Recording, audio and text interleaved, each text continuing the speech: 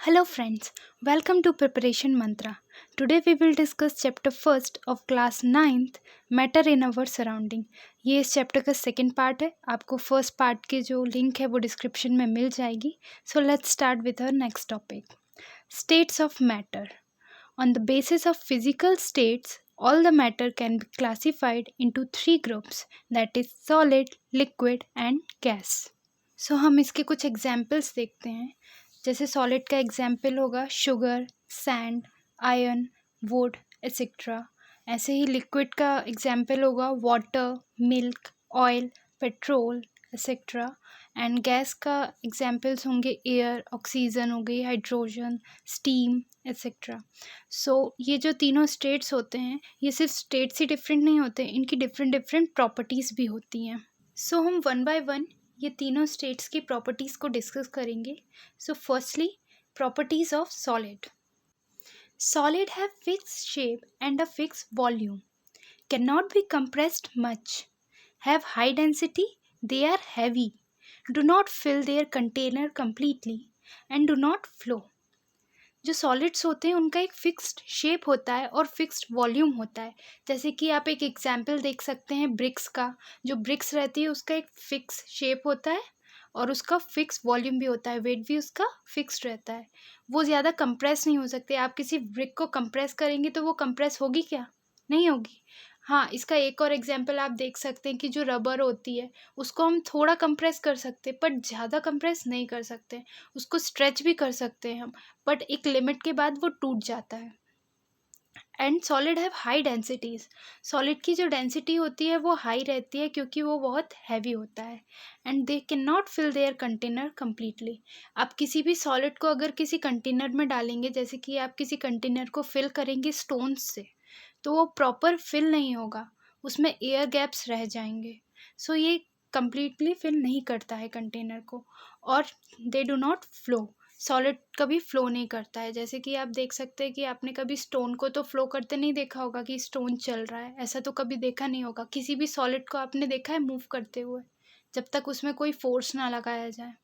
So force में भी ऐसा कि हम कुछ फिजिकल फोर्स दें, जैसे कि हम किसी चीज़ को धक्का दें तो ही वो मूव करेगा, ऐसे सॉलिड मूव नहीं करता है. सो इसके कुछ एग्जांपल्स देख सकते हैं, जैसे कि आइस, वुड, कोल, स्टोन, ये सारे इसके एग्जाम्पल हो जाएंगे. सो नेक्स्ट हम डिस्कस करेंगे properties of liquid.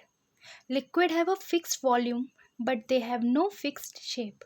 Liquid take the shape of the vessel in which they are placed. Cannot be compressed much.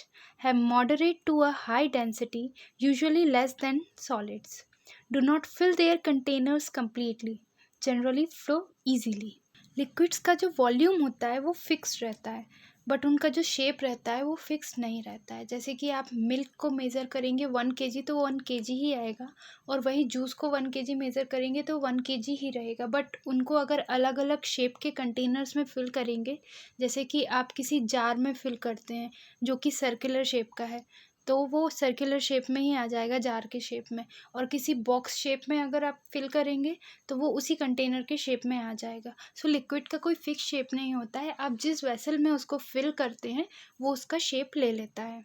Liquids को भी आप ज़्यादा कंप्रेस नहीं कर सकते हैं क्योंकि उसके जो पार्टिकल्स रहते हैं वो बहुत पास रहते हैं. एंड सेम उनकी जो डेंसिटी रहती है वो थोड़ी हाई रहती है, मॉडरेट टू हाई, क्योंकि उसके पार्टिकल्स पास रहेंगे तो उसकी जो डेंसिटी है वो भी हाई रहेगी, वो थोड़े हैवी वो भी रहेंगे. बट लेस देन सॉलिड्स की ज़्यादा डेंसिटी रहती है, उसके बाद लिक्विड की रहती है. Do not fill their container completely. So liquids भी जो रहते हैं वो अपने कंटेनर को कम्प्लीटली फिल नहीं कर पाते हैं क्योंकि जो लिक्विड्स का इंटर पार्टिकल फोर्स रहता है वो भी बहुत स्ट्रॉन्ग रहता है, जिसके कारण वो पूरी तरीके से किसी भी कंटेनर को फिल नहीं कर सकते हैं. And liquids can generally flow. So liquids आप देखते हैं जैसे कि मिल्क हो गया, वाटर हो गया, जूस हो गया, कोई भी चीज़ लिक्विड होती है वो आसानी से फ्लोट कर जाती है, फ्लो हो जाती है. सो लिक्विड्स जो रहते हैं वो इजीली फ्लो कर सकते हैं. इसके एग्जांपल्स भी वही हैं, वाटर, मिल्क, इंक, केरोसिन, ये सारे इसके एग्जाम्पल हो जाएंगे. नेक्स्ट हम देखेंगे properties of gases. Gases have neither a fixed shape nor a fixed volume. Can be compressed easily in a very small volume. Very low densities. fill their container completely and flow easily.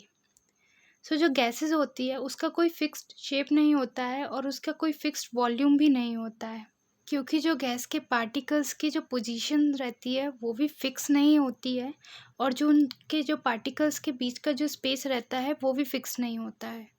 इसलिए gas के particles का ना ही कोई fix shape होता है, ना ही fixed volume होता है, and gas can be compressed easily. हम इसका एक एग्जाम्पल देख सकते हैं कि हम CNG देखते हैं, कंप्रेस्ड नेचुरल गैस। सो उसमें भी यही होता है कि जो गैस रहती है उसको बहुत ही ज़्यादा कंप्रेस किया जा सकता है, जिसके कारण वो बहुत ही कम वॉल्यूम में वो कंप्रेस हो जाती है और हम उसको बहुत ही ज़्यादा यूज़ कर सकते हैं। जैसे हम इसका एक एग्जांपल देख सकते हैं कि हमने गैस बलून्स देखे हुए हैं, तो वो जो गैस बलून का जो सेलर होता है, जो उसको सेल करता है, बेचता है, वो क्या करता है कि एक सिलेंडर रखे रहता है, बट वो सिलेंडर छोटा सा रहता है और आप कभी काउंट करना कि वो कितने सारे बलून्स को फिल कर देता है उससे। ये इसीलिए होता है कि जो गैस रहती है वो कंप्रेस्ड फॉर्म में रहती है उसके पास, उस सिलेंडर में। सो gas can be compressed easily. A gas has a low densities because उसके जो पार्टिकल्स रहते हैं वो बहुत दूर होते हैं, मतलब जो डिस्टेंस रहता है दो पार्टिकल्स के बीच का गैस में वो बहुत ही ज़्यादा होता है, जिस कारण से उसकी जो डेंसिटी रहती है वो बहुत ही लो होती है, और वो इसीलिए अपने जो कंटेनर है उसको वो कम्प्लीटली फिल कर सकती है, क्योंकि वो फ्री टू मूव होते हैं जो पार्टिकल्स रहते हैं, और उसकी जो डेंसिटी रहती है वो बहुत लो होती है।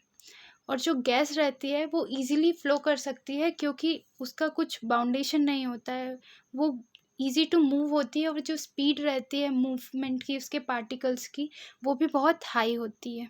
इसका हम एक एग्जाम्पल देख सकते हैं कि जो हाई विंड रहती है, स्टॉर्म वार्निंग्स आती हैं, वो इसीलिए आती है क्योंकि जो एयर रहती है वो हाई स्पीड से मूव करती है, उसके पार्टिकल्स मूव करते हैं हाई स्पीड से। सो इस एग्जाम्पल से हम समझ सकते हैं कि जो गैस रहती है वो बहुत ही ईजीली फ्लो कर सकती है। गैसेस के एग्जाम्पल्स देख लेंगे तो उसमें वही है, ऑक्सीजन जो हम ब्रीथ करते हैं, स्टीम्स जो भाप होती है, पानी की जो भाप हम देखते हैं ना, वेपर्स जो रहते हैं, वो भी गैस के ही फॉर्म में रहता है, तो उसको भी हम इस एग्जाम्पल में ले सकते हैं। सो अब हम मैटर के जो पार्टिकल्स हैं, सॉलिड, लिक्विड एंड गैस, उसकी कुछ कॉमन प्रॉपर्टीज़ और डिफरेंसेस देखेंगे। सो फर्स्ट है space between particles. So minimum in solid, little more in liquids and maximum in gas. तो जो स्पेस रहता है दो पार्टिकल्स के बीच में वो सबसे कम रहता है सॉलिड में, इसीलिए वो हार्ड होता है, और जो थोड़ा सा कम रहता है लिक्विड में, इसीलिए वो थोड़ा फ्लोटी नेचर का होता है, और जो सबसे ज़्यादा रहता है वो होता है गैस में, जो पार्टिकल्स के बीच का डिफरेंस होता है, इसीलिए वो जो गैस रहती है वो उसके पार्टिकल्स बहुत ही ज़्यादा फास्टली मूव करते हैं। नेक्स्ट है force of attraction between particles. So ये भी सेम वैसा ही है जैसे स्पेस बिटवीन पार्टिकल्स देखा है हमने, कि strongest in solids, less strong in liquid and negligible in gas. So solids में जो पार्टिकल्स का अट्रैक्शन रहता है वो बहुत स्ट्रॉन्ग रहता है, इसीलिए वो हार्ड भी होते हैं क्योंकि पार्टिकल्स जो हैं वो फोर्सली अटैच्ड होते हैं, and less strong in liquid, liquid में थोड़ा लूज रहता है, इसीलिए वो इजीली फ्लोट कर सकते हैं, मूवेबल होते हैं, एंड जो गैस रहती है उसमें तो नेग्लिजिबल होता है, जब भी पार्टिकल्स ना हमको दिखते हैं और वो इजीली फ्लो भी कर सकते हैं, जैसे कि हम फ्यूम्स देखें या कुछ भी किसी भी चीज़ को हम बर्न करेंगे तो उसमें से जो गैस निकलती है वो भी इजीली मूव कर जाती है बिकॉज उसके पार्टिकल्स में अट्रैक्शन ही नहीं रहता है।